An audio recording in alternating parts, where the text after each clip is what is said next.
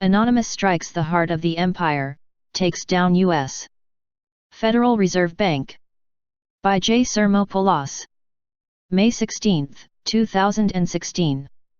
Website: thefreethoughtproject.com. Produced by Higher Self.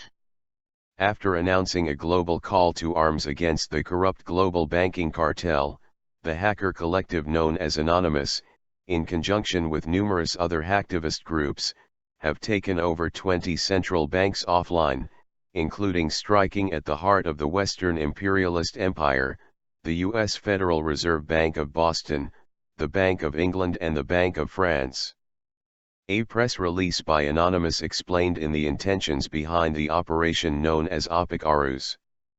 The banks have been getting away with murder, fraud, conspiracy, war profiteering, money laundering for terrorists and drug cartels, have put millions of people out on the street without food or shelter and have successfully bought all our governments to help keep us silenced. We represent the voice of the voiceless. We are uniting to make a stand. The central banks which were attacked in recent days were attacked to remind people that the biggest threat we face to an open and free society is the banks. The bankers are the problem and Opic Arus is the solution. Operation Icarus was relaunched in conjunction with a video release announcing the beginning of a 30-day campaign against central bank sites across the world.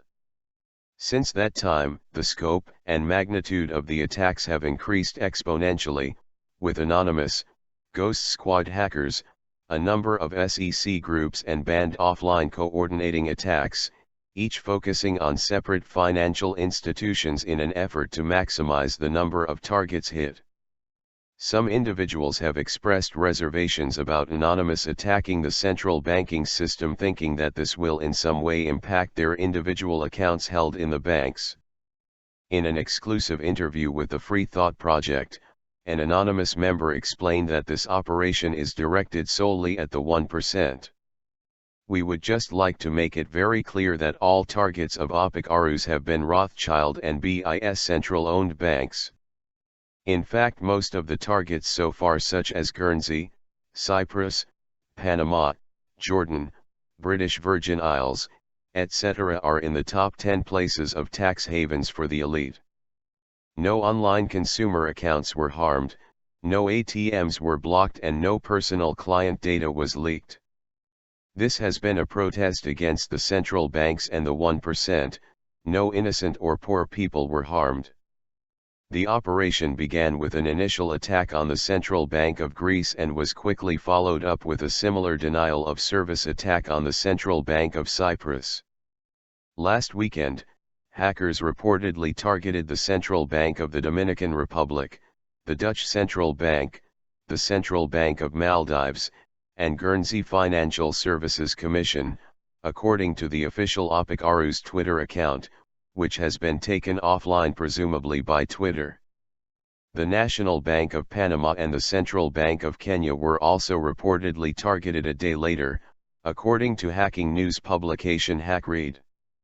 Additionally, reported Ghost Squad hacker, S1EGE, also tweeted about taking the Central Bank of Bosnia-Herzegovina offline and provided a screenshot to verify.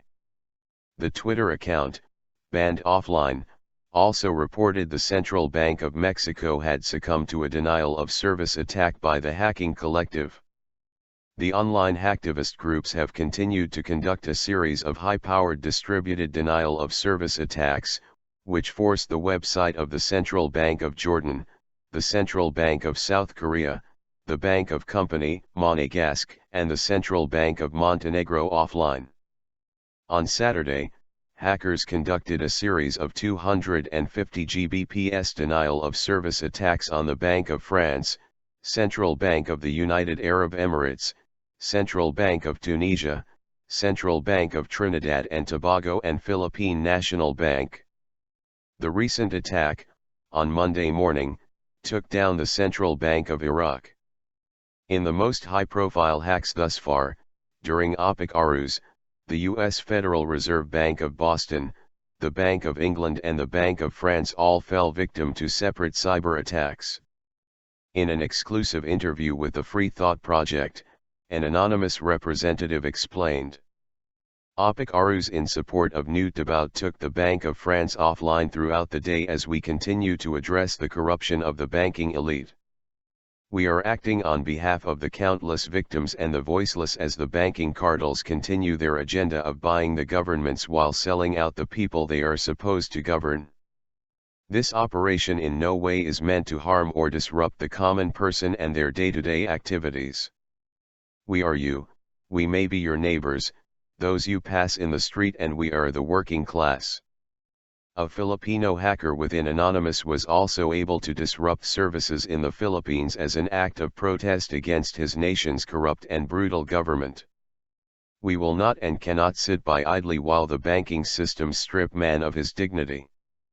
Anonymous has released a list of institutions the collective plans to target, which is divided into 4 sections: websites associated with the U.S. Federal Reserve, the International Monetary Fund, IMF, sites owned by the World Bank, and over 150 sites associated with national banks around the globe. In 2 weeks, Opic Arus hackers have hit dozens of financial institutions listed in their online manifesto. Any questions about whether the hacktivists would be able to take out some of the more high-profile institutions seem to have been answered with the recent successful attacks on the U.S. Federal Reserve Bank in Boston, the Bank of France and the Bank of England, the central banks of the UK and France. The attack on the Bank of England was unique from the previous attacks, as it reportedly took down the internal email server. While some have questioned the effectiveness of Opic Arus, Senior Director at Coro Network Security, Stephanie Weigel told Info Security magazine. While the impact on the individual targets of the denial of service attack campaign, Opic Arus is unclear. Obstructing or eliminating the availability of email servers is significant.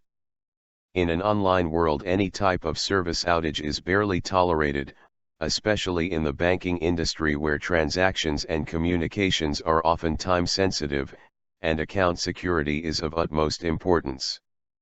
Make no mistake that this operation has already been extremely effective, evolving and growing rapidly.